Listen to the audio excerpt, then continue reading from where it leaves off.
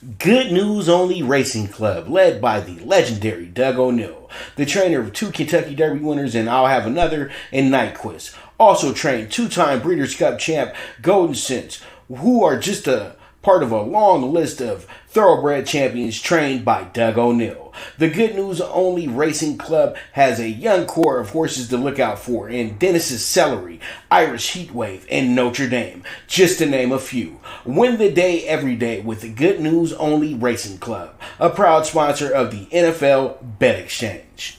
From the East and the West, you've heard others, but now you've tuned into the best. This is a Prime Wave Media production.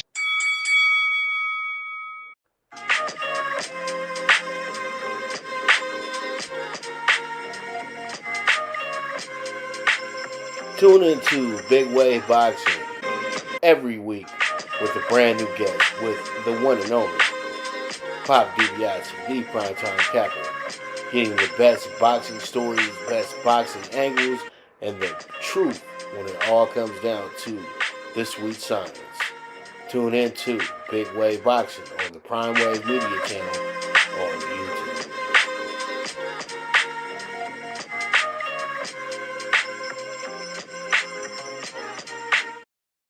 What's up, world? It's the one and only Pop DiBiase, the primetime capper, and we are back with the sweet science, aka Big Wave Boxing.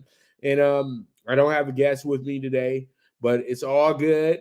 It's all good because then I get to talk my ish today and everything like that. Since everybody's so opinionated today about today's boxing world and everything like that, and as a true insider, a true person that actually deals with the business of boxing on a daily basis.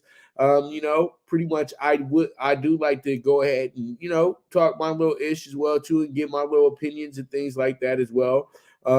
It's always fun to interview guys as well too and get to know them and get to know exactly how they think about other boxers and all that good stuff. So it is what it is, but let's go ahead and jump into it because I don't have a lot of time because I got another show I'm doing at 1 o'clock. You guys already know what that is. The premier sports betting show, the primetime angles. Make sure you don't miss out on that. We'll be talking Lakers and we'll be talking them tickets as well too.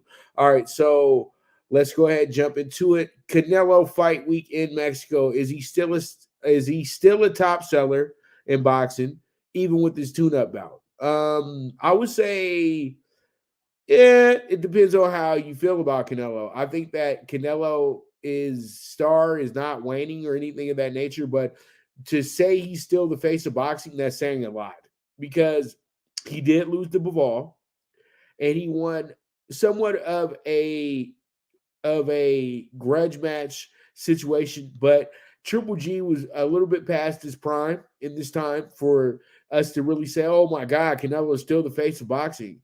And Canelo, the last really great fight Canelo had was against Caleb Plant. That was a few years ago. Now Canelo comes fresh off of an injury, which we know that was probably, the case for a while. He's fresh off an injury. He's been off literally almost a year.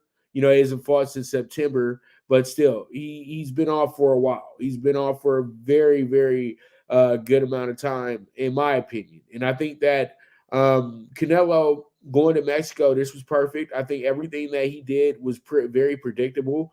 I knew that going in that he wasn't going to take on any big challenge or anything like that, fresh off of the surgery that Canelo had.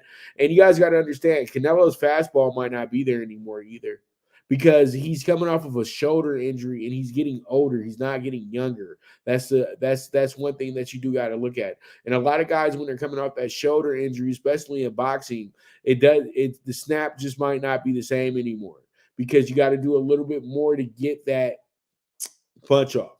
John Ryder is a guy that I would say is somebody that you will say, okay, he seems like somebody who's a DOA, a victim, something of that nature. But John Ryder is a guy who will try.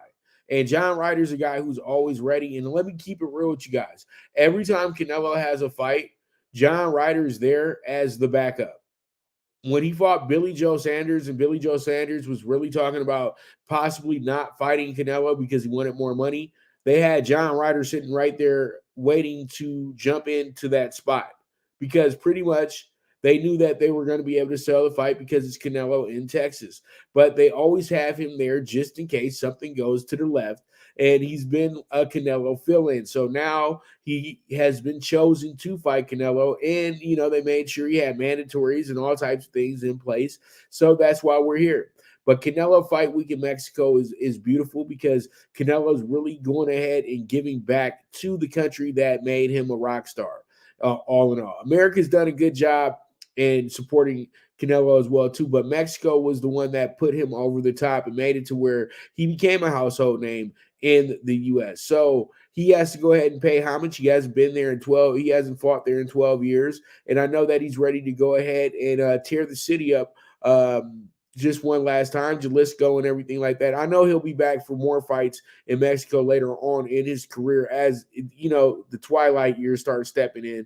But Canelo, all in all, I would say that this would be a fight that you can't take too seriously. If Canelo doesn't look like a Hall of Famer, you can't get too mad at him. He is knocking off the ring rust in this fight as well, too. So I would say don't expect so much from Canelo. If he knocks him out, that's great because you expect him to knock him out. But all you need to do is expect a dominant win from Canelo because I know that's what he's looking for. But from what I'm hearing, John Ryder is very confident right now. I know that Eddie Hearn is just trying to sell a fight, but you never want to knock on a guy that's really confident and things like that. And one thing I will say about John Ryder is an exceptional human being. He's a really good guy. He's a really nice guy. He's a very approachable as well too. So if you ever see him in a lobby or something like that when you're around a fight week or something of that nature, go say hello. He'll take a picture, all that good stuff with you. So, those are the good guys in boxing that really,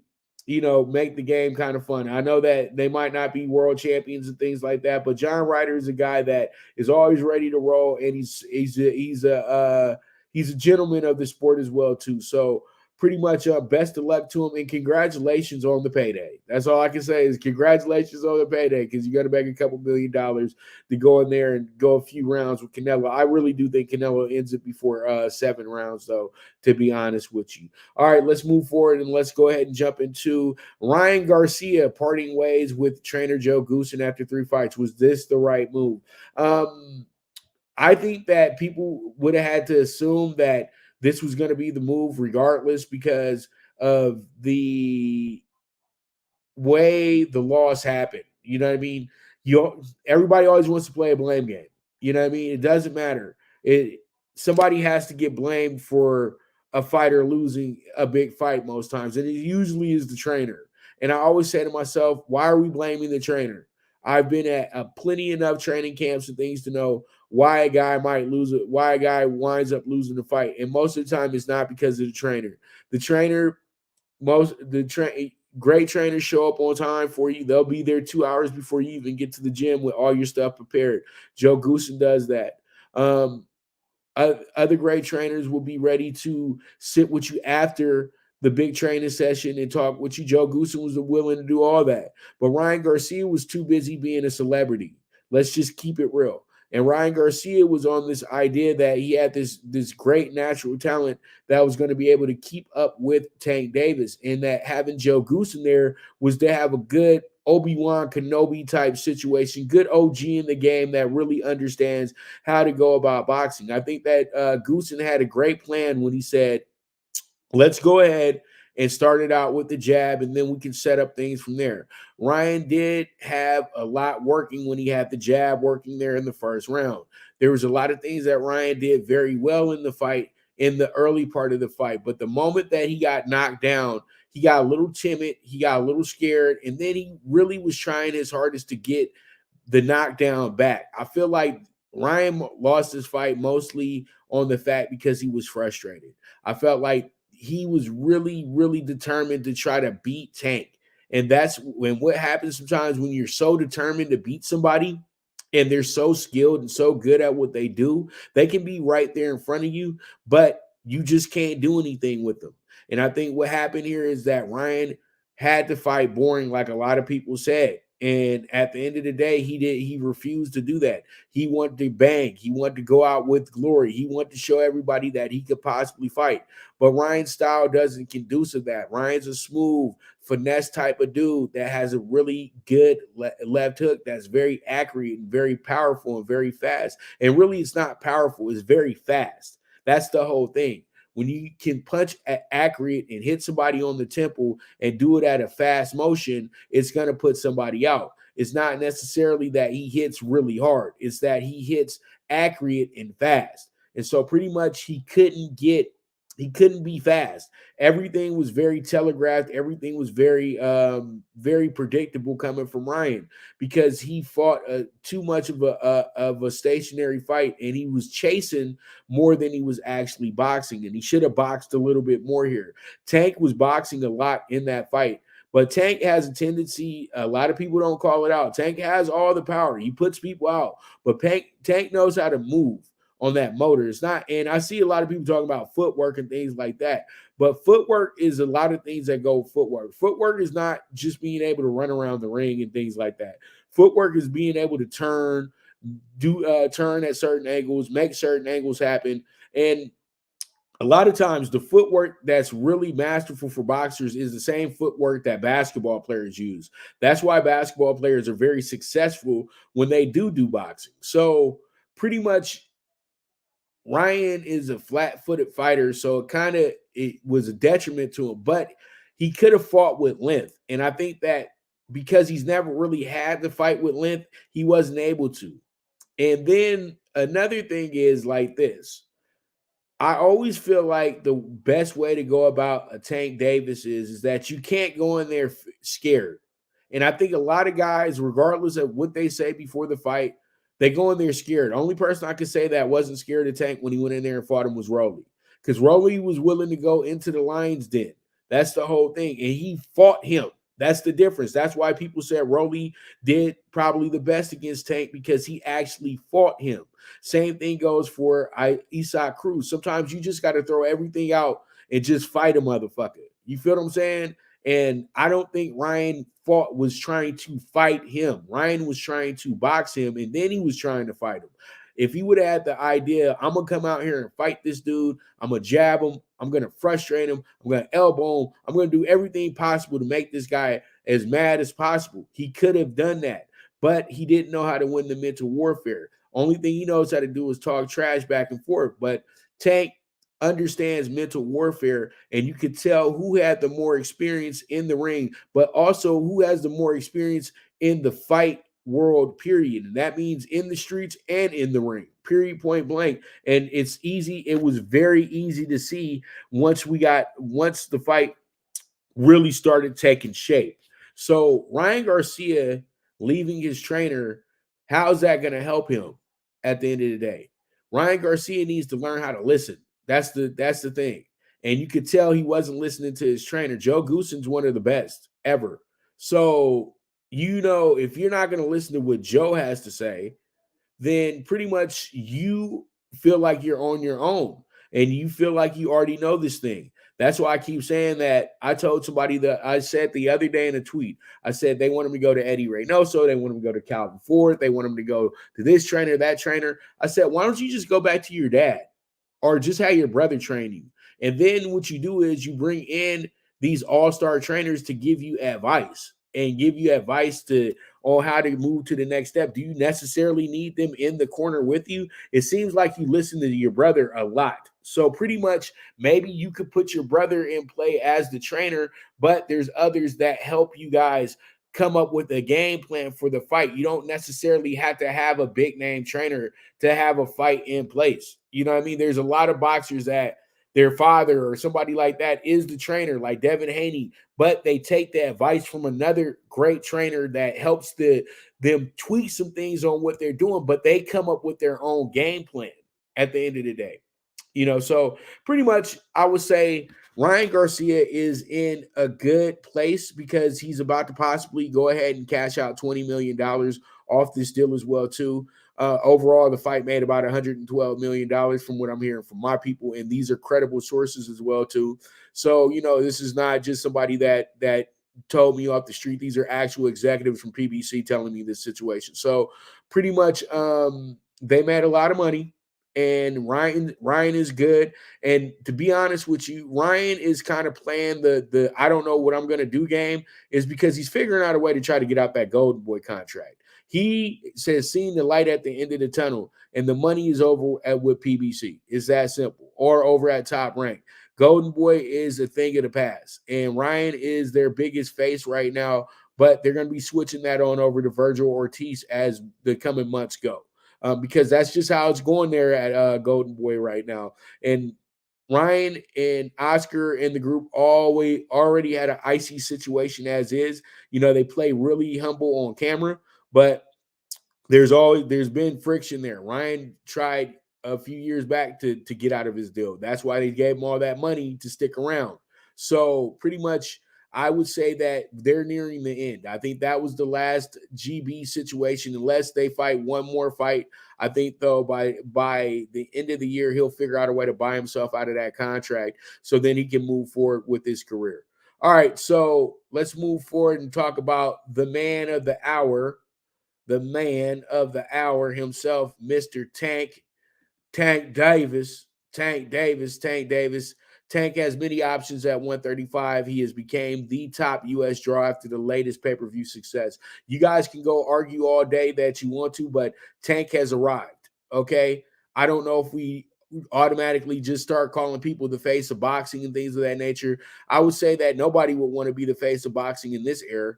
To be honest with you, this is the era where a lot of people have ducked folks. There's people that only fight once a year, all that good stuff. But I know people are holding on very tightly to Canelo being the face of boxing because that's what they're used to. That's okay. That's what you've been used to for the last 5, 6, 7 years. But you guys have to understand, when you're the face of boxing, you have a very short window. It's not going to be 20 years. It's not going to be 30 years. Floyd Mayweather probably only had his for about 10. Let's keep it real. You guys didn't know who he was for real until 2006, 2007.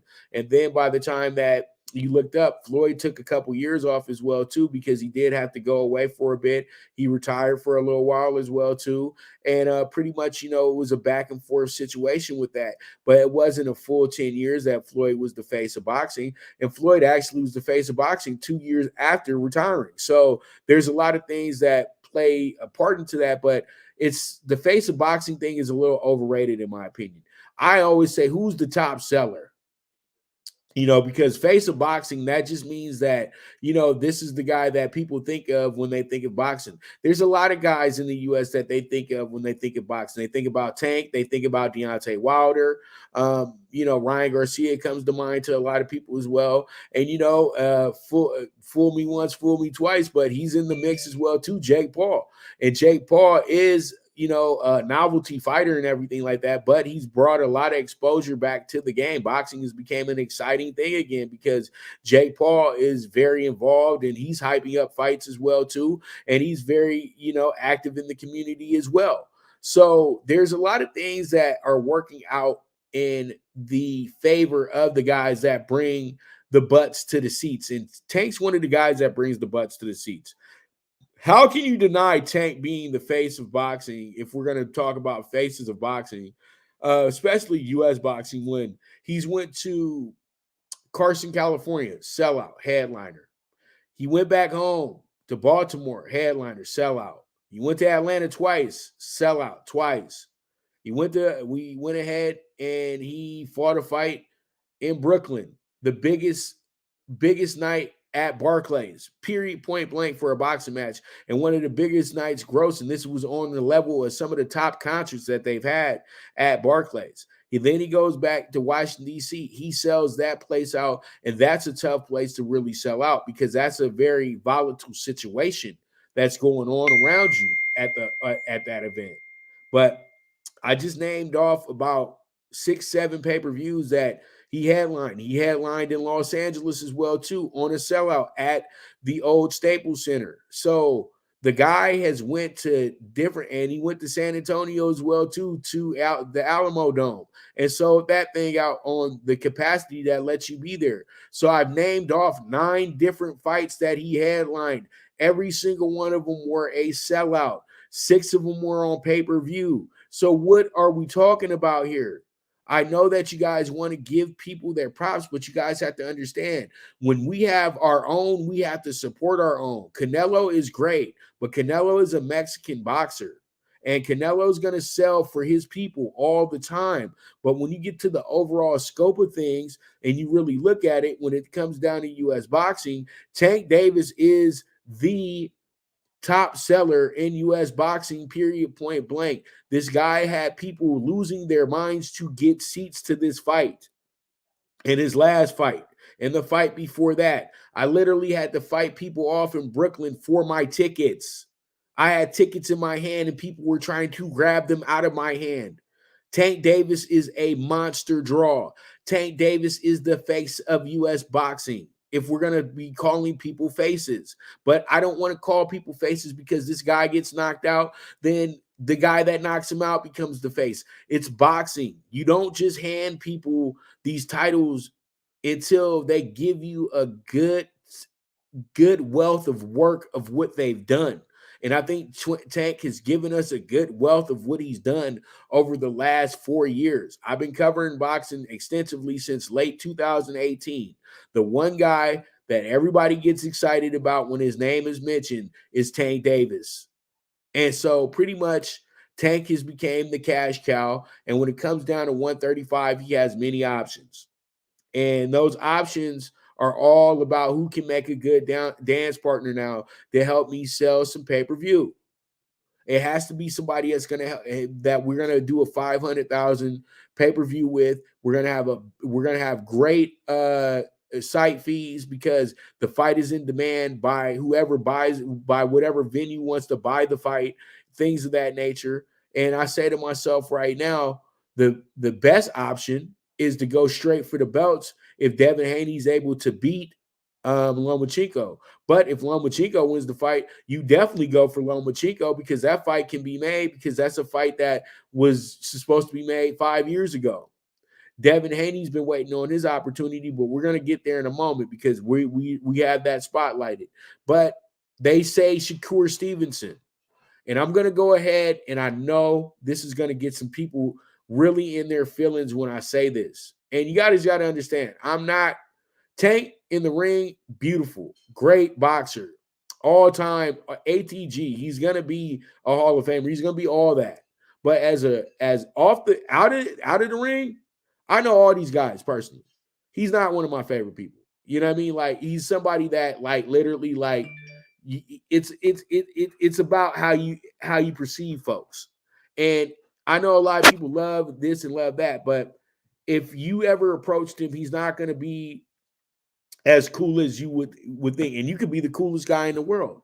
But the thing is, though, he has his ways, he has his tendencies, but that's how people are.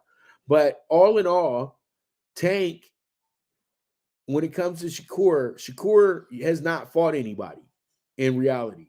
Jamel Herring, it was a guy that was literally over with. Jamel Herring was a guy that always went life or death with the guys he was fighting with anyway. He's a great personality for boxing, but he was always, I would say, a guy who was fortunate to win a championship because he was able to be at the right place at the right time. But that doesn't take away from who he is. But that's probably the best fight he can put on his resume. Oscar Valdez was a little bit too small for him, but Oscar Valdez was a little bit too scary that night as well too. And I think that was a fight because he had already kind of punked him in a sense, you know, and Valdez kind of was forced to take the fight because of being caught with the roids and things of that nature. After a while, if you want to keep making your money, you get caught in a scandal, you have to take on fights that are going to be uncomfortable for you and that you'll possibly lose. That's the way that they go ahead and kind of punish you. But Tank Shakur, to me right now, Shakur needs to worry about fighting maybe about 2 or 3 more fights before he fights Tank. Because if he puts himself in the ring with Tank, it's going to be even worse than what happened to Ryan. I know that he's skillful. He can do everything right. He can do everything well. But in a fight like this, I think he's going to get a little bit too excited. And if he goes in there and he tries to be scientific and be as polished as possible and do everything the right way and box him and be a boxer and all that good stuff, Tank's gonna catch him slipping with one of those monster punches, and he's gonna park him, and it's gonna be a 10 count, dude. I'm serious, because I just don't think that his chin has been tested, and these guys don't have enough power to test his chin at this point. But Tank does. And then, as you guys can see, I told you guys this when he fought Oscar Valdez. He doesn't like nobody likes getting hit in the body, but he really doesn't like getting hit in the body, because that is kind of a weak point for him. If Tank was to hit him with the same shot he hit Ryan with, it's going to be the same result. Everybody said Ryan quit. Boo, boo, boo. The man couldn't breathe. If you can't breathe, then you might die. So you just can't do what people want you to do. So if he hits him in that same spot, it don't matter if it didn't hurt before he got there. It's gonna hurt, and it's gonna put him out. So pretty much right now, Shakur doesn't have the power to knock out a Tank. To me, to beat Tank Davis, you have to knock him out, or you have to knock him down. You have to get the fight to be stopped. And I don't know if he has the real moxie to just really go in there and actually fight Tank, like fight Tank. Not go in there and try to be pretty and do all the great defensive moves and spinning and all the jabbing and all this other stuff, because Tank's going to eat that shit up at the end of the day. And it's because he has more experience as a pro. You guys have to understand that. Sometimes when they're serving up these food to you, that food is so good and it's so easy to digest that you get a little sidetracked. And then when the big monster, the big shark comes, you're not ready for all that. So I think that he really needs to take on 2 or 3 real good step-up fights, and then he'll be ready for Tank. But at the end of the day, will the guy be able to even maintain being at 135? He's a big dude. He's 5'8", 5'9". So possibly, this 135 thing might be a little short-lived, because the money's is in other places. The only time you're going to get money is when you fight Tank, the big money. So Tank has a lot of options. Tank knows that he ain't going to make the money he wants to make in a Shakur fight. That's just not going to happen. So pretty much right now, that's why I say you got to wait. Shakur got to get a little bit more TV time on ESPN. It's getting close. It's getting very close. You know what I mean? So you don't have to worry about it taking too much longer. Now, another option for Tank could be a rematch with either Rolly or with Isaac Cruz as a stay busy fight. And those fights will sell, because a lot of people felt like Isaac won the fight in crazy terms. We know he didn't, but the thing is, though, he won the fans that night. So they would love to see it again, because they feel like if Isaac gets a second chance at him, he might be able to shock the world. And then when you look at the Rolly situation, Rolly actually had people up there saying that he was up 6-0 in the fight. They felt like he had the opportunity to beat the Tank by a decision or something of that nature. Or later on in the fight, might have been able to put him out. There was 2 times in that situation where Tank could have went to Dreamland, and I was right there. I was ringside. I'm not trying to tell you this because I'm just hating. I was there, and I was next to his fans who were scared shitless. So yeah, Rolly is a real challenge for Tank, even though he knocked him out. At the end of the day, that was pressure, and that's what I'm talking about. When you gotta fight people. So pretty much, I feel that when it comes down to it, this will be a real lottery ticket for whoever Tank chooses next. But I don't think he'll be choosing Shakur Stevenson. I think Devin could possibly be the one that he wants, because that's really the super fight. That's really the money. Vegas will pay a hand over fist for that situation. And it's kind of years in the making, in a sense, because they've been going at it since Devin was younger and Tank was young. The old Mayweather Boxing Club wars and things like that. They were a part of that. So I think that there's a rivalry there. There's a lot of talking going on both sides. So that fight can sell very well. The fight with Rolly, you already know that sells itself because the back and forth banter that they'll have about that situation as well too. And the Eastside Cruz, it's just the David versus Goliath situation. So those are the three fights that make the money to me. The fight with Shakur is just not ready yet because if he goes and knocks out Shakur in 3 rounds, then Shakur's career is ruined after that. Then nobody will take you seriously anymore. So that's the thing where I feel like you got to kind of just chill out real quick and just keep building your brand. It's beautiful. It's everything's working out the way that's supposed to. So let's go ahead and move forward. Let's talk about the next big fight, the biggest fight of this month, probably the biggest fight of the year, in my opinion. Haney Loma was years in the making, and the stage can't get any bigger than this. It seems to be perfect timing because everybody has to understand when I was first jumping on the scene of people knowing who I am, interviewing folks, things like that, I met Devin Haney in New York City. And it was during AJ and Ruiz won. And Devin was promoting himself because Devin had an upcoming fight in a month or so at that time. And he had just got with Top Matchroom and all that good stuff. And I remember we sat there, we had a great interview. I even go ahead and I'll put it out today as well, too, so you guys can see it. I talked to Bill, and Bill, I talked to him. I said, I know you're playing, Bill. I know that you guys are your own promoters and that you're just working with Matchroom and everything like that. I think that's beautiful. I think that's the right way to go. And you guys really understand the business. And Bill broke it down for me and let me know exactly what the deal was and what their plan was. And I had that all on tape as well, too, that, that they saw all this coming, but they took their time. They were patient because they understood the game of boxing. And then when I talked to Devin Haney, I felt like I was talking to a future undisputed world champion who will be the face of boxing eventually within the next decade or so, because how professional he was and the way that he answers questions and the way that he looks a man straight in his eyes when he's answering those questions. A lot of these guys, you ask them a question, they're all over here, all over there. It's because they're not listening to what you're talking to them about. And Devin Haney is very aware where he's at. He's very aware of the surroundings and things like that. And he passed the test to me on how you approach being a champion.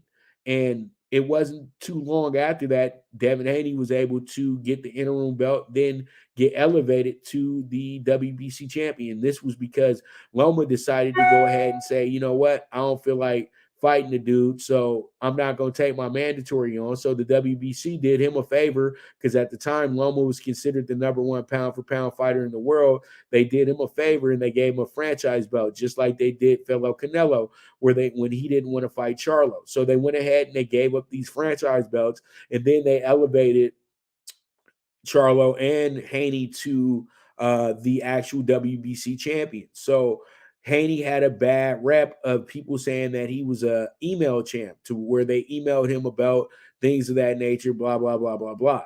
But all what Devin did was take on a great group of challengers to build his resume up. Jorge Linares, future Hall of Famer.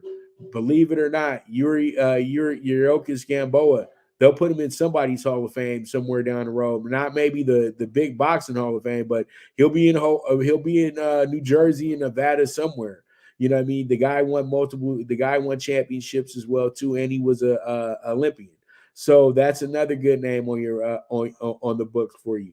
Jojo Diaz, former world champion, Olympic fighter as well too.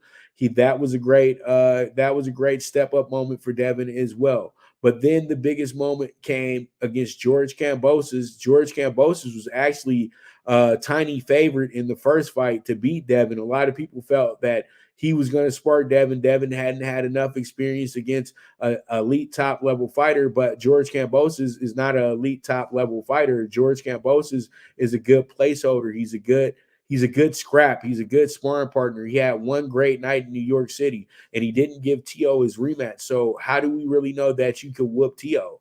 You know what I mean? You caught T.O. on a night where he could have died. So his victory is great, but his victory has an asterisk next to it. And then Devin Haney absolutely took him apart. So it showed that exactly what I said after he won that belt. He's nothing but a placeholder. That's why he was over here trying to pick and choose who he was going to fight. And he ducked out on Loma because he knew for sure that was a guaranteed L. But if he fought Devin, he felt Devin was inexperienced to the point to where he could beat Devin, because everybody had this idea what happened in the Jorge Linares fight, that they could expose something on Devin, knowing that Jorge Linares, when he landed that shot, it was about 10 seconds left to go in the round, and those type of shots happen. And the way that Devin recovered, it never seemed like Devin was really phased by it. It was just a great punch, and he walked the wrong way. I was sitting ringside for that fight. Devin absolutely dominated Jorge Linares, literally 80% of that fight. So that was incredible, because he actually beat up on Linares a little bit worse than Loma did. Loma stopped him, and Loma got knocked down by Linares as well too. So that was a great measurement to show you how Devin could fare against Loma when he fought Linares. So I think going into this fight, this is the pinnacle fight for Devin Haney. Devin Haney asked for this fight in 2019. He was begging for this fight. And they said that Devin ain't ready for him. Devin will get killed in this fight. Devin is a joke. Why would Devin want to fight Loma? Now today it's like this. He's too big for Loma. This is too easy of a fight. Oh, he's just cherry picking now. Y'all had to understand, before Loma got beat by Tio, Loma was considered the best pound for pound in the world. I was at Staples Center for a fight.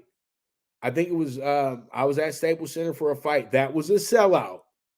And there were celebrities there talking about, he's my favorite fighter. It was a Friday night. He's my favorite fighter. He's my favorite this. He's the man. He's that guy. He's the Matrix. So let's stop the narrative that he's just another guy or he's just over the hill. This is a big name on the resume, regardless of how you want to feel about it. But because it's Devin, and you guys have a little bit of an issue with Devin and his father for having a plan and not being controlled by promoters, then you guys have a real issue. He's actually the only one that's really taking on the Floyd Mayweather blueprint. You just don't have somebody saying they're Al Heyman in the background anymore. You know, this is how they're doing it. And believe it or not, they're possibly getting, you know, little inklets from Al, because Al runs PBC, but he can talk to whoever he wants to talk to. He's a lawyer at the beginning of everything that we talk about. He's an entertainment lawyer. He's an advisor. So you could pay for a little bit of his time. And I think that they have. And they just went about it in their own way because they know how to run a business. That's the thing about Devin and Devin's father. He knows how to run a business. That's the thing. So that's why they're able to run their business the way that they do. And everybody hates it because they're not controlled by any promoters. They actually are the only ones that can say that they work with the promoter. They don't work for a promoter. They're not looking for the promoter to get them fights because they can get their own damn fights if they want to. So all in all, Devin is on that Floyd Mayweather, Sugar Ray Leonard path where you are in control and people just don't like that. And fighting Lomachenko is a legacy fight. That's not the social media. I'm excited because these are my two favorites and they talk the most shit on social media and blah, blah, blah, blah. This is an actual championship fight that's going to get championship attention. And it's going to be on ESPN. It's going to be big.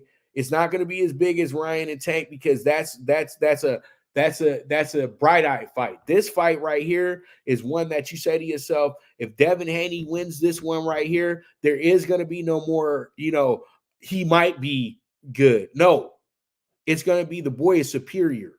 And yes, he is the king of the 135 division once he goes ahead and makes this conquest. But if Loma wins this fight, he'll go back to being the king of the 135 division because they got the belts. And I know you guys keep saying belts don't matter. Belts only don't matter when you're two guys that can put asses in the seats. For the rest of these guys, the belts do matter because that's how you get your money.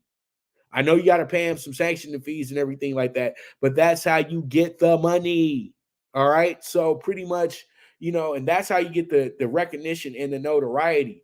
Tank can move without a title. Ryan can move without a title, but that's only in certain cases. The rest of everybody else, though, it has to be for something.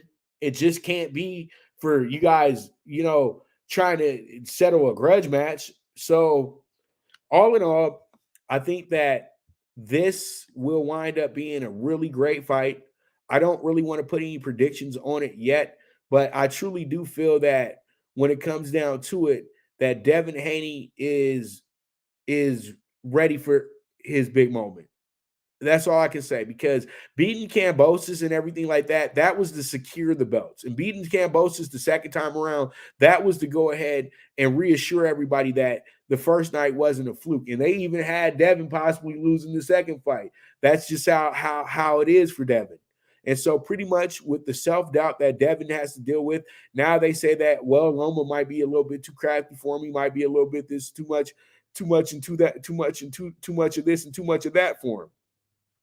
Loma hasn't looked good in his last few fights and everything like that. So Devin Haney knows what time it is. Loma knows what time it is. This fight is going to be an excellent fight. It's been years in the making as well, too. And I feel like this will be a true passing of the torch, because you can give Loma the benefit of the doubt. Let's keep it real. Loma lost to T.O. and T.O. lost to GK. But T.O. never gave Loma the opportunity to get his belts back.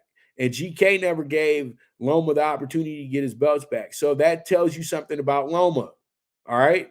Y'all can say what you want, but he got avoided, and he was the one that gave opportunities to get for somebody to get a belt too. So this is his opportunity to get his belts back. And Devin was gracious enough to do that for him, because he knows that this fight is the fight that will make some substantial money without having a monster promotion to it, because the promotion of the fight is it's an undisputed fight between an undefeated champion and a former undisputed champion. It sells itself. It's not that hard. So there it is. Haney Loma, May 20th. We're a few weeks away from it, and we'll be talking more about it as we get more news about it. So there it is. There it is. Let's go ahead and move forward and talk about Spence and Crawford real quick as we wrap the show up. Spence and Crawford, man. Pretty much Spence and Crawford, man, I'm telling you right now, this fight right here is, when we gonna do it? That's the biggest question. That's what we're all on. Like, when are we gonna do this fight? When is this fight gonna happen? Because it's just, Spence Crawford has the welterweight division stagnant and desperate for unification belt. Literally, they shut down the whole division. 147, nobody even gets excited about who's at 147, because everybody just says Spence Crawford, Spence Crawford, Spence Crawford, because they're holding up all the belts. They truly are. You got Crawford with the WBO belt, and then you have Spence, who has the WBC belt, the IBF, and the WBA belt. And I'm like, who got the Ring Magazine belt? Because I think possibly Spence has the Ring Magazine belt. That's why they have him there. But I don't think Ring has given out a welterweight belt in some time now. But I know that this one right here is going to be a fight that is another one that sells itself. And from what they're saying right now is that it looks like the date could be July 22nd. But you have to let PBC or Terrence Crawford Promotions, whoever he's with right now, make the announcement for this fight. It's not up to Ring Magazine to say when the fight is going to be if they don't have the accurate information. It's not up to Dan Rafael to say when the fight is going to be if he doesn't have the accurate information. You guys have to wait on the PRs that are hired by these promoters to go ahead and confirm exactly when these fights are going to be and then when the first press conference is going to be. If we don't have a date for the first press conference, then we don't have a date set for the fight. So let's not run to every article and make it a repost to say that the fight's been announced, because the fight's been announced for 4 different dates this year, and none of those dates were true. So pretty much that just goes to tell you that the fight's close to happening. That's all I'm thinking. You know what I mean? Because they did this with Oscar. They did this with Manny and Floyd a lot. They kept pump faking things. They kept pump faking things, and they kept pump faking things. Then finally, when nobody was paying attention and nobody cared anymore, they made the announcement, and then we all cared again. So I think that they know the momentum that they had with the Tank and Ryan fight, that today they'll be able to have the fight that they envisioned, because before that fight, you didn't know exactly how this fight would sell. They're saying the fight will sell, but I'm going to be honest with you guys. And I know that I don't like to bring race into situations and everything like this, but this is 2 brothers. And this is kind of hard to sell because you got to have Latino here as the co-main event, things like that. So then you can have certain demographics tuned all the way in. Yes, people say that they want the fight, but are you going to buy the fight or are you going to steal the fight? And see, when 2 brothers is fighting, a lot of times people is probably going to want to steal the fight. So y'all really have to show up and show out and pay for this fight to really possibly get a second one, because I think Bud and Spence would sign off to do 3 of them if possible, because they know how great of a rivalry this can be. But on the other hand, what's to hold up on the fight from what I'm just putting together, these are 2 great athletes and 2 great boxers that have a lot of respect for each other. Even though they talk a lot of trash to each other back and forth, they got a lot of respect for each other. But one doesn't want to lose to the other. They just don't want to live with the fact that they lost to one another. Bud don't want to live with the fact that he lost to Spence, and Crawford wouldn't want to live with the fact that he lost to Spence. So pretty much, you don't want to be put into a position to where, you lost to the guy that you really wanted to beat. And I think they're in that type of situation as is right now, but we're getting close. That's all I can say. The fight is either going to be midsummer, or they'll go ahead and they'll steal the September weekend, which is already locked in for PBC this year as well too. And I don't see Canelo doing another Vegas fight as of yet, because I don't see Canelo fighting a big fight in September. I see Canelo fighting another tune-up fight, and possibly he'll take that fight over to the UK, so then he can go ahead and get some of those Euros as well too. I got a feeling he's going to fight another European after he fights Ryder. I think that he'll fight whoever top European that they have available at the 168 range and go from there. And then that's when you start thinking about David Benavidez, because he is definitely not thinking about David Morrell.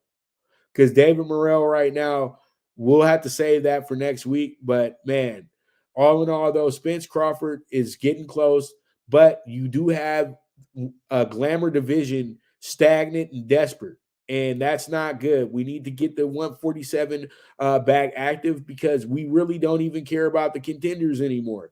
Boots, Virgil, Stenosis, all these guys have been sitting on the bench for a while.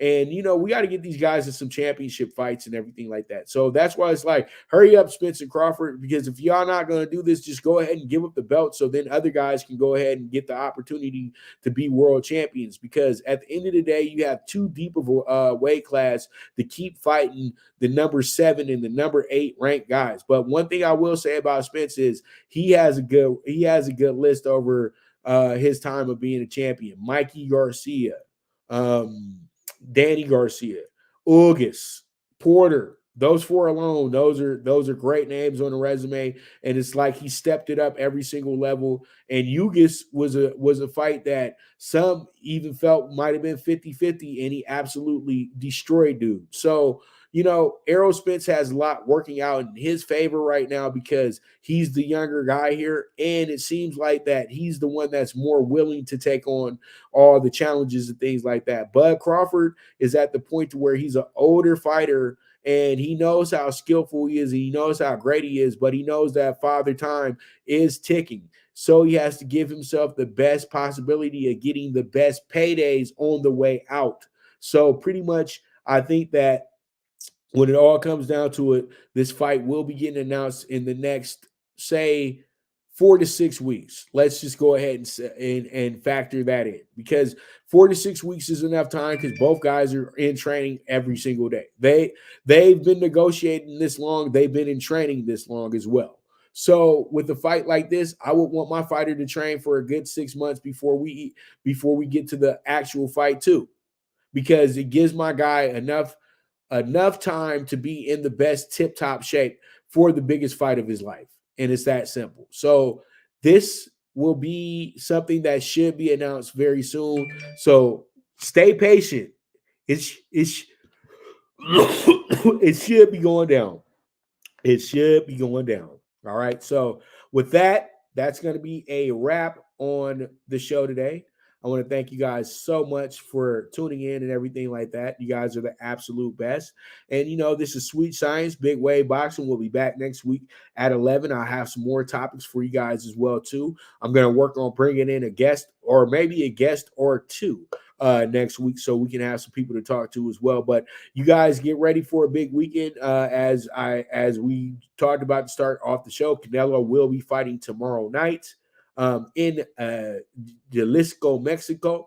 And it looks like that he's going to be fighting in front of 50,000 or better. I was in Arlington the night that he fought in front of 73,000. So Canelo, big fights with Canelo, always a big moment, big nights. But if you're down there and you're from the States, please be very safe because somebody will whoop your ass. And that's what I noticed when Canelo fought BJS. There was people walking in there with wheelchairs and head wraps and all types of shit. So please be careful on your obsession on your favorite boxers. You know what I mean? So it is what it is. But I thank you guys so much. You guys are the absolute best.